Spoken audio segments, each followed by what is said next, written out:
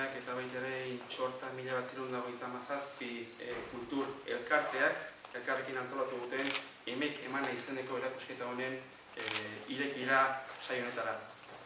Erakusketa ibiltaria eta leheno belarria jarri dut eta entzun dudanez 16. herria da, 16. herria, erakusketa hau jasotzen duena, eta honetaz hitz egiteko espreski gero hemen dauzkagu Intxorta elkarteko bai Juli eta bai Juan Ramon eta bereik emango digute erakusketaren inguruko informazioa.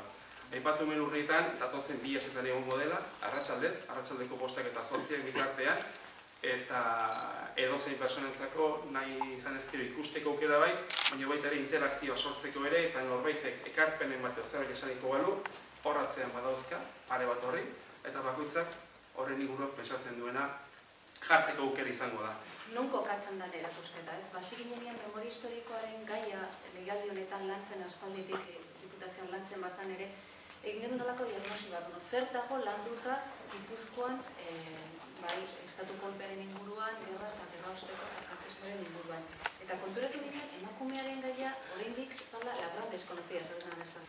Hemen ez daude denak, noski urnetakoak zaude, ez dakau urnetarri, baina ni askotan akordatzen naiz batez ere Maria Arizmendirekin eta eztekin, eraiek badituzte pasarte oso resistentziakoak, behiek emakume abertzaren batzako emakumeatzean, eta beraien ideologiari eta beraien izateari ez zioten uko egin, eta horrek, nolabait halako, zigor bat suposatu ziren. Orduan, bakoitza dauke argazki oina, perfil txiki batekin, hau izango zen, alde bizuala, ez da? Berehala ikusten duzu, papa, emakumie, pum, baina.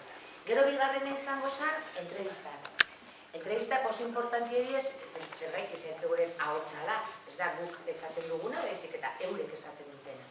Orduan, amene aparato honekin oso horrexea da, zuek ikusten duzuen nien, jendie, geldituko sinaketeke, 3-4 pertsonekin, hartzen duzu alako borobil bat, pasetan duzue borobile hortatik, eta testigantza hasten da. Txikixe diez, bakoitzaekin egin genuen, batzukin 2 ordu edo 2 ordu eta piku, baina gero orrastu egin genuen, eta 6-9 minutun artien utzi genuen alako erakusketa baten ipiltzeko.